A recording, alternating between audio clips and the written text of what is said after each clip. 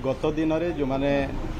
नवम दशम श्रेणी रे जो पिला माने पाठ पढ़ुथिले सेमानको पई पीएम पोषण योजना रे सेमानको मध्याह्न भोजन देवार व्यवस्था नथिला किंतु ए कथा को आमर माननीय मुख्यमंत्री मोहन चरण माझी गुरुत्वर सहित विचार कले जे गोटे अनुष्ठान रे 1 रु 8 पर्यंत पिला मानको पीएम पोषण योजना रे सेमानको मध्याह्न भोजन दिया जाउची किंतु सही समय रे नवम दशम श्रेणी रो पिला माने मध्याह्न भोजन न पाई से माने निश्चय दुखरे रहुतिले ए कथा को हृदयंगम करिसंते हमर माननीय मुख्यमंत्री एवं सेथि पई सेमानक पई सीएम पोषण योजना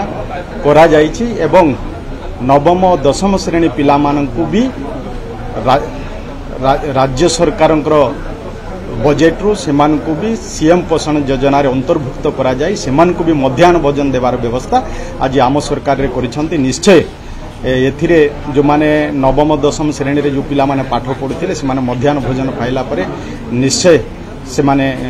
खुशी अनुभव करिवे सेथि पई म माननीय मुख्यमंत्री को बहुत बहुत धन्यवाद ज्ञापन करू। हमर माननीय मुख्यमंत्री से चिंता कले जेमती शारीरिक मानसिक बौद्धिक विकास पिला मानक अति आवश्यकता रही सेथि पई से अतिरिक्त अंडा एवं 3 गोटी पुष्टि और लोगो सार युक्त लड्डू देवा पाई भी माननीय मुख्यमंत्री चिंता कले एवं समस्त पिला माने जे माने मध्याह्न भोजन पाउछंती से पिला मान को अतिरिक्त अंडा और 3 गोटी पुष्टि सार युक्त लड्डू देवार व्यवस्था है। Thank you.